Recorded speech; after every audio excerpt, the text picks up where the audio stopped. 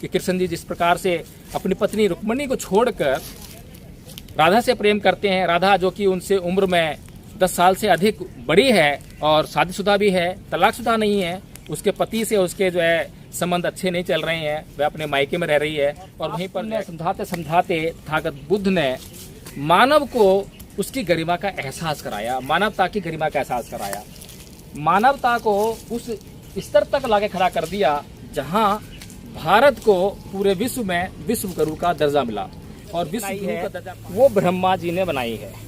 अब ब्रह्मा जी के बारे में हिंदू धर्म शास्त्रों में ही, हिंदू धर्म ग्रंथों में ही ये लिखा हुआ है, कहानी लिखी हुई है कि उन्होंने सरस्वती के साथ में बलात्कार किया।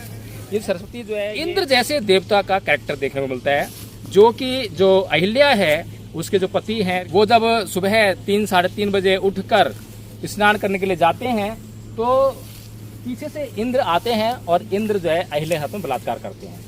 अब ये जो देवता है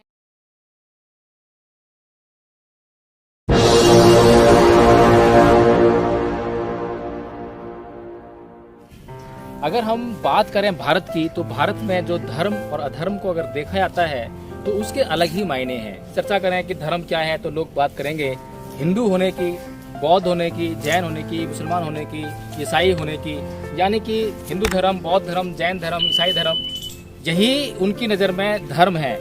लेकिन साथियों यहाँ पर अगर हम सोचने का थोड़ा सा कार्य करें और जानने का प्रयास करें कि हिंदू धर्म, बौद्ध धर्म, जैन धर्म, इसमें जो शब्द है धर्म, धर्म तो पीछे लगा हुआ है और आगे लगे हुए हैं हिंदू, मुस्लिम, सिख, बौद्ध, जैन। अगर हम इनकी बात करें कि ये हिंदू क्या है, बौद्ध क्या है, जैन क्या है, ईसाई क्या है, तो हम ये जानेंगे कि ये जो शब्द है हिंदू, जैन, मुस्लिम, ईसाई, सिख, ये धर्म नहीं है। धर्म तो पीछे लग गया और धर्म पीछे रह गया और जो हिंदू, मुस्लिम, सिख, ईसाई है वो आगे आ गया है। तो कुल मिलाकर अगर हम विचार करें तो आज जो हिंदू, मुस्लिम, सिख, ईसाई ये संप्रदाय हैं, ये आगे चलते हैं। लोग इन संप्रदायों के आधार पर सांप्रदायिकता का जहर अपने अंदर उसको प्रवेश कराते हैं, दूसरे के अंदर प्रवेश कराते हैं और इस समाज को पूरा जहरीला बनाने का कार्य करते हैं। साथियों, धर्म क्या है?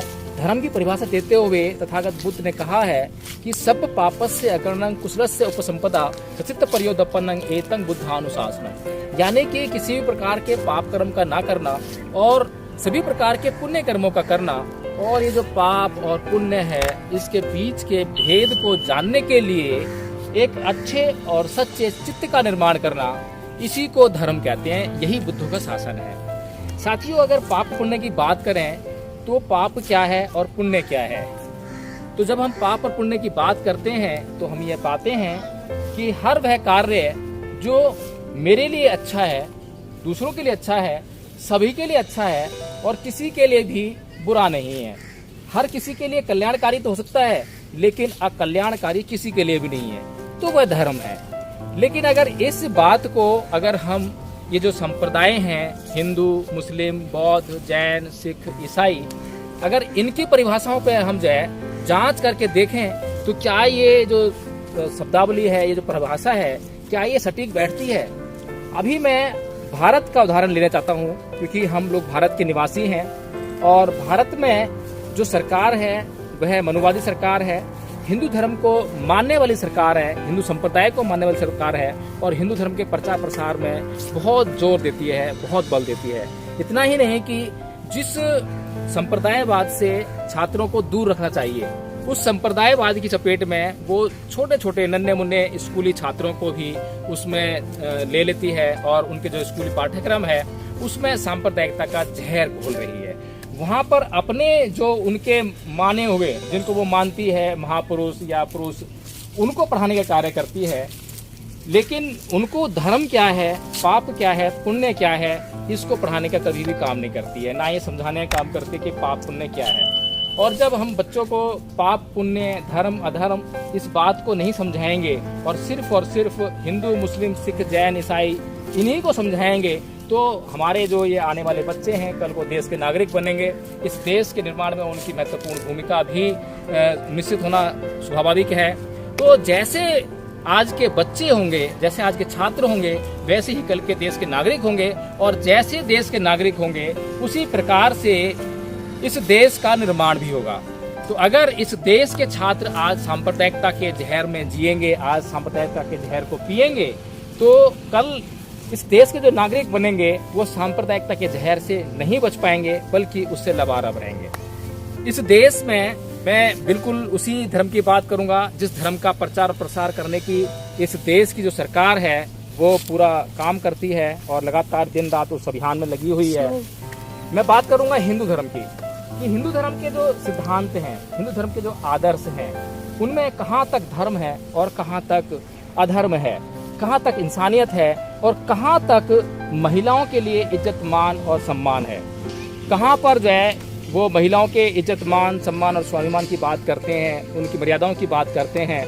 और हिंदू धर्म में कहते हैं कि यत्र नारी पूजन्ते तत्र रमन्ते देवता, यानी कि जहाँ पर नारियों की पूजा होती है वहाँ पर देवता वास करते हैं।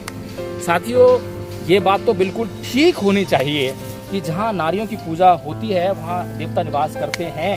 ये तो बात बिल्कुल उचित है और ऐसा होना चाहिए। लेकिन अगर हम हिंदू धर्म के संदर्भ में बात करें तो क्या यह बात उचित है? मैं कुछ उदाहरण देकर यह समझाने का प्रयास करूंगा कि ये बात हिंदू धर्म के लोगों के द्वारा कहना और उस पर अमल करना, दोनों बातों में जमीन आसमान का फर्क है। साथियों, एक तरफ जहाँ लोग ये बातें करते हैं कि जहाँ नारियों की पूजा होती है वहाँ देवता निवास करते हैं, वहीं पर दूसरी तरफ हमें इंद्र जैसे देवता का कैरेक्टर देखने को मिलता है, जो कि जो अहिल्या है उसके जो पति हैं ऋषि गौतम, वो जब सुबह 3 साढ़े 3 बजे उठकर स्नान करने के लिए जाते हैं तो पीछे से इंद्र आते हैं और इंद्र जो है अहिल्या हाथ में बलात्कार करते हैं। अब ये जो देवता हैं इंद्र, ये कोई मामूली देवता नहीं है। हर एक जो इनका आयोजन होता है, धार्मिक अनुष्ठान होता है, उसमें इंद्र देवता की पूजा होती है। और यहाँ तक कहते हैं कि इंद्र जो है वर्षा कराने में बहुत सहायक है, और वर्षा जब तक कि इंद्र की पूजा न की जाए, जब तक जो है बारिश नहीं होती है, इस तरह की धर्मांधता इस देश के लोगों में मानसिकता में व्याप्त है।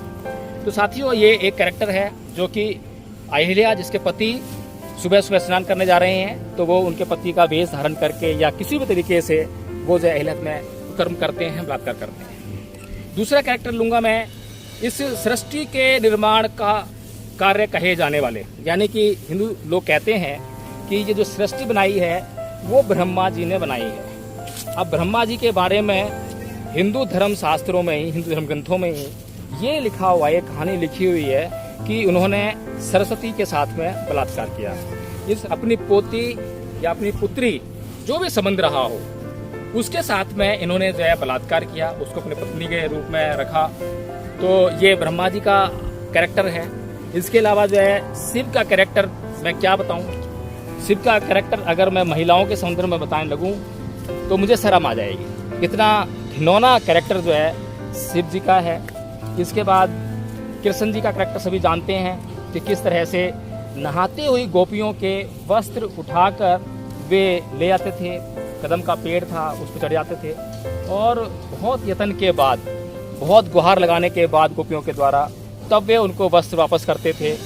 और ऐसे ही वस्त्र वापस नहीं करते थे, उनको ब्लैकमेल करते थे।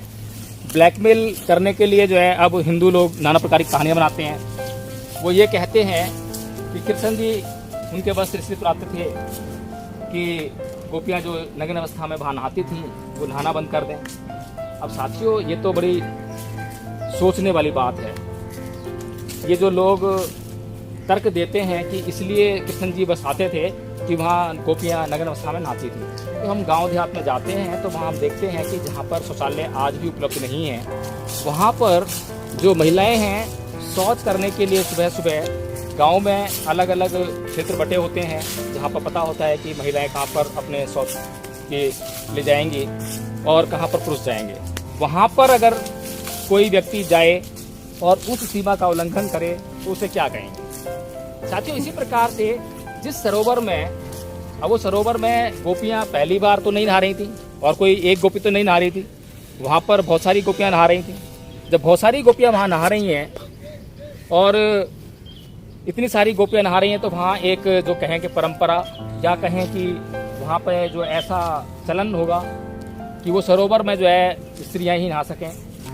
तो इस तरह से हम देखते हैं कि जो हिंदू संप्रदाय के जो लोग हैं, जो नाना प्रकार की कहानियाँ बनाकर अब उस पर लाग लपेट करने का कार्य करते हैं। लेकिन ये जग जाहिर है कि हम जितना जितना हिंदू धर्म को पढ़ते हैं, हिंदू धर्म के धर्म शास्त्रों का अध्ययन करते हैं, उसमें हमें अनैतिक आचरण और अधर्म तो मिलता है, लेकिन धर्म के और नैतिकता के दर्शन कहीं पर भी नहीं मिलते। धर्म के नाम पर हमें पाखंड मिलता है और धर्म के नाम पे हमें अनुष्ठान मिलते हैं, धर्म के नाम पे पूजा पाठ मिलता है, धर्म के नाम पर यज्ञ मिलते हैं, धर्म के नाम पर बलि मिलती है, धर्म के नाम पर ऐसा बहुत कुछ मिलता है। देवदासी प्रथा भी धर्म के नाम पर ही हमें मिली है, और सती प्रथा, और गंगा में जो ज्येष्ठ पुत्र को बहा देने की प्रथा, ये सारी प्रथाएं जो हैं हमें हिंदू धर्म में मिलती हैं साथियों। लेकिन अगर हिंदू धर्म में ये सब प्रथाएं मिलती हैं, ऐसे आचरण मिलते हैं, ऐसे चरित्र मिलते हैं, तो हिंदू धर्म के लोग क्या ऐसे चरित्रों से सीखने का काम करते हैं?